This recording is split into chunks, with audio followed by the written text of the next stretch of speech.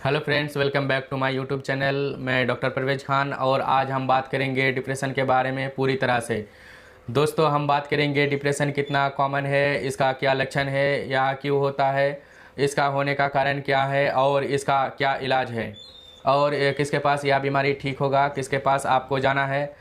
इसके लिए आपको वीडियो एंड तक देखना पड़ेगा, तब आप इसको पूरी तरह से समझ पाएंगे। और इस बीमारी को समझना बहुत ही ज़्यादा ज़रूरी है क्योंकि यह बीमारी बहुत ही गंभीर है। इसमें मरने तक के सोच आ जाते हैं और लोग अपनी ज़िंदगी को ख़त्म भी कर लेते हैं। दूसरी बात, यह बीमारी बहुत ही कॉमन है। और तीसरी सबसे बड़ी बात, यह बाई चॉइस नहीं है। कोई नहीं चाहता कि वो दुखी हो, पर इतना दुखी हो कि उसका रोज़मर्रा की ज़िंदगी में ही इतना बदलाव आ जाए कि वो कोई भी काम ना कर पाए, अपने बच्चों से बात करने में मज़ा ना आए और किसी फ्रेंड का फ़ोन की पिकअप ना करे। तो ऐसा कोई नहीं चाहता है, पर उसके साथ हो जाता है। तो इसके लिए कोई भी इंसान जिम्मेदार नहीं होता है, ये नेचुरली हो जाता है। जैसे कि जिस तरह से किसी को शुगर हो जाता है या ब्लड प्रेशर हो जाता है, उसी तरह किसी को भी डिप्रेशन हो सकता है। किसी स्ट्रेस के वजह से हो सकता है या बिना किसी स्ट्रेस के भी हो सकता है। तो डिप्रेशन के बारे में जानकारी होना बहुत ही इम्पोर्टेंट है, ताकि अगर हमें या हमारे किसी परिवार वाले को डिप्रेशन हो रहा है तो उसको पहचान के जल्दी से जल्दी इलाज करवा सके। तो चलिए वीडियो को स्टार्ट करते हैं। अगर आपने अभी तक हमारे चैनल को सब्सक्राइब नहीं किए तो प्लीज़ सब्सक्राइब कर लीजिए, साथ ही बेल आइकन को भी दबा दीजिए, क्योंकि ऐसे ही नॉलेजेबल वीडियोज़ आपको मैं आगे भी देता रहूँगा। तो डिप्रेशन के लक्षण क्या होते हैं? सबसे पहला और सबसे इम्पॉर्टेंट, मन उदास रहना, सैडनेस ऑफ मूड। डिप्रेशन में मन बहुत उदास रहता है। अगर लाइफ में कुछ अच्छा भी हो रहा है तो भी मन खुश नहीं होता और हमेशा ही ये उदासी 24 घंटा 7 दिन बनी रहती है। देखिए, इसी से हम डिप्रेशन के उदासी को और नॉर्मल आमतौर के ज़िंदगी के उदासी को अलग करते हैं। तो आमतौर की जो उदासी होती है वो कुछ अच्छा होने पर हट जाते हैं। अगर हम दुखी भी है बट लाइफ में कुछ अच्छा हुआ तो हम नॉर्मल हो जाएंगे। बट डिप्रेशन के उदासी ऐसी है कि चाहे ज़िंदगी में कुछ भी अच्छा हो जाए, हमें खुशी नहीं मिलती है, मन उदास ही रहता है। दूसरा लक्षण होता है इंटरेस्ट ख़त्म हो जाना, यानी लॉस ऑफ इंटरेस्ट। किसी भी चीज़ में मन नहीं लगना, चाहे वो आपकी नौकरी है, चाहे वो आपकी पढ़ाई हो, चाहे वो आपकी रिश्तेदार हो, आपको किसी भी चीज़ में मन नहीं लगता है। कई बार लोग बोलते हैं कि ज़िंदगी में खुशी मिलनी ख़त्म सी हो गई हो, किसी भी चीज़ में मन नहीं लग रहा है, किसी भी चीज़ में मज़ा नहीं आ रहा है। तीसरा लक्षण होता है गिल्ट। मरीज को बहुत ज़्यादा दोषी महसूस होने लगती है, अपने आप को गिल्ट महसूस करते हैं। वो अपने आप को हर छोटी चीज़ के लिए अपने आप को कसूरवार मानते हैं, अपने आप को कोसते हैं। चौथा लक्षण होते हैं फिजिकल वीकनेस। शरीर में हमेशा थकान सी लगती है, ऐसा लगता है कि जैसे एनर्जी है ही नहीं। मरीज हमेशा थके थके से लगने लगते हैं। पांचवा लक्षण होता है लॉस ऑफ कंसंट्रेशन। अगर आप एक स्टूडेंट है, पढ़ाई करने का प्रयास कर रहे हैं, आपका दिमाग फोकस करेगा ही नहीं, कंसंट्रेशन आप कर नहीं पा रहे हैं। अगर आप जॉब करते हैं तो भी आपका दिमाग काम में लगेगा नहीं, आप फोकस नहीं कर पाएंगे। अगला लक्षण होता है भूख में बदलाव।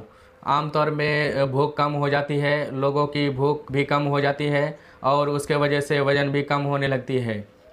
लेकिन कुछ माइनर केसेस में भूख कम होने के जगह पे भूख बढ़ सकती है और मरीज को भूख बढ़ने से उसका वज़न भी बढ़ सकता है। अगला लक्षण है स्लीप अबनॉर्मलिटीज़। तो नींद की दिक्कत काफ़ी कॉमनली पाई जाती है डिप्रेशन के मरीज में। आमतौर पर नींद कम हो जाती है, मरीज को नींद नहीं आती है। मतलब कुछ मरीजों में नींद देर से आनी शुरू होती है, कुछ लोगों में नींद समय पे तो आती है बट टूट टूट के आती है, रात में बार बार टूट जाती है।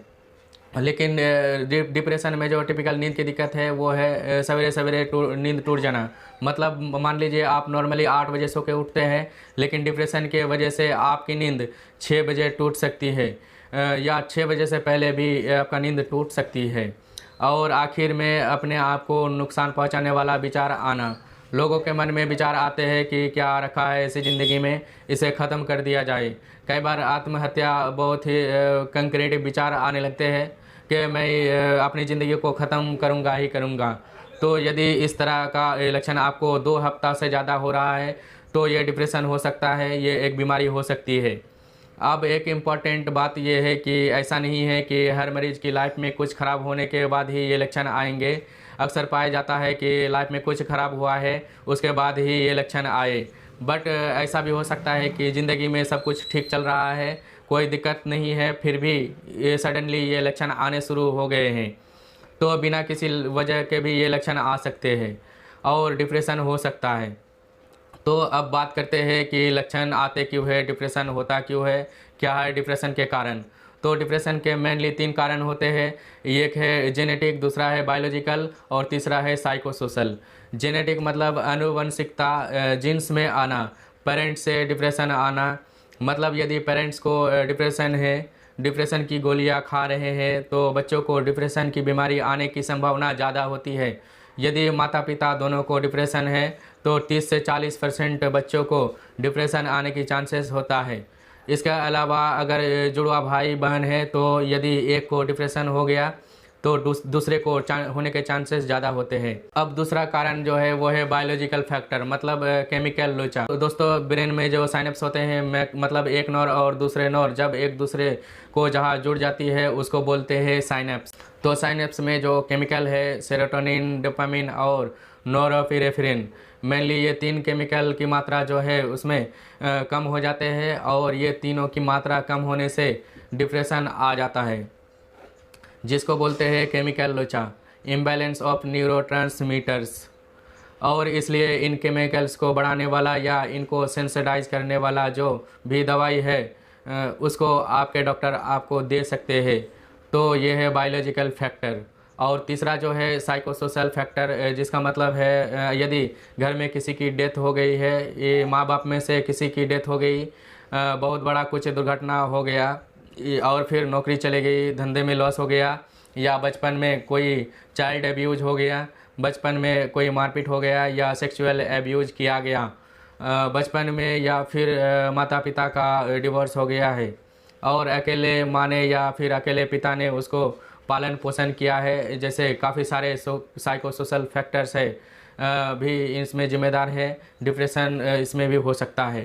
तो डिप्रेशन की बीमारी अगर किसी को है तो क्या किया जाए, इसका ट्रीटमेंट क्या है।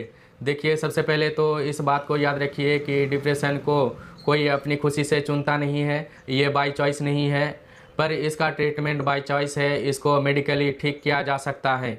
डिप्रेशन होने का कमजोरी से और ताकत से, मेंटल स्ट्रेंथ से और मेंटली वीकनेस से कोई संबंध नहीं है। ऐसा नहीं है जिन लोगों को डिप्रेशन होते हैं वो मेंटली वीक लोग होते हैं। तो सबसे पहला काम ये करना है कि यदि आपको डिप्रेशन का लक्षण आ रहे हैं तो अपने आप को वीक समझना बंद करिए, अपने आप के बारे में ख़राब सोचना बंद करिए, अपने लिए दोषी फील करना बंद करिए। ये एक बीमारी है और बाकी किसी भी बीमारी का तरह इसको ट्रीट करना पड़ेगा। डिप्रेशन के ट्रीटमेंट की 2 मेडिकल मेथड होते हैं। कुछ दवाइयाँ होती है ऐसी जो कि सेरोटोनिन को, नोरपेनेफ्रिन को और डोपामिन के लेवल को इंक्रीज करती है और मूड को इम्प्रूव करती है। और दूसरा तरीका होता है काउंसलिंग का, जिसमें कि आप साइकोथेरेपी सेक्शन से काउंसलिंग सेशन में जाते हैं और उसमें बेसिक काम यही होता है कि डिप्रेशन के जो विचार मन में आ रहे हैं, जो नेगेटिव विचार मन में आ रहे हैं, उनको आइडेंटिफाई किया जाता है और उसको बदलने की या उनको अल्टरनेटिव थॉट्स से रिप्लेस करने का तरीका समझाया जाता है। दोनों ही चीज़ें काफ़ी कारगर है और बेस्ट रिजल्ट दोनों को कंबाइन करके आते हैं जब आप दवाइयों के इलाज को और काउंसलिंग के इलाज को मिलाकर करते हैं। एट लास्ट मैं आपसे रिकमेंड करूंगा, यदि आपके अंदर ये या फिर किसी रिश्तेदार के अंदर इस तरह का लक्षण आ रहे हैं तो टाइम वेस्ट मत करिए। डिप्रेशन एक बीमारी है, इसको पूरी तरह से ठीक किया जा सकता है। तुरंत जितना जल्दी हो सके किसी अच्छे न्यूरो साइकेट्रिस्ट से अवश्य मिलिए और अपना इलाज शुरू करवाइए। उम्मीद करता हूँ जानकारी आपको पसंद आया होगा। अगर पसंद आया है तो वीडियो को लाइक करिए, शेयर करिए और हमारे चैनल को सब्सक्राइब जरूर कीजिए। Thank you very much.